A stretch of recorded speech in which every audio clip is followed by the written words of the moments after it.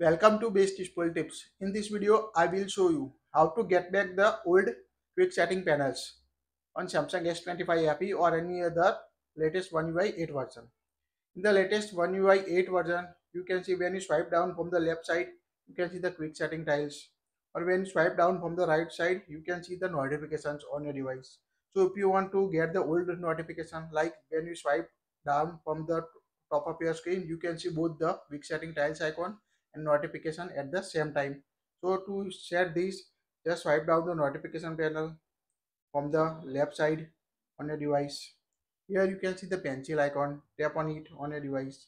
Now here long press it. If you want to move any quick panel settings, you can also move, just long press any option and you can move. Also edit on your device, tap on edit icon to add different icon on your device. After that, tap on done. To get back the older quick panel, tap on the panel settings at the top left corner. Now here you can see the together option on your device, so tap on the together option. Now here you can find different option, edit, crop, quick settings, brightness control, device control and media output. So make sure select the together option. Now go back, tap on a done. Now when you swipe down from the top of your screen, you can see both the quick setting tiles and notification from anywhere on your Samsung S25 FE. So quite easy to get back the older notification panel on your Samsung devices. That's it. Like it, share it.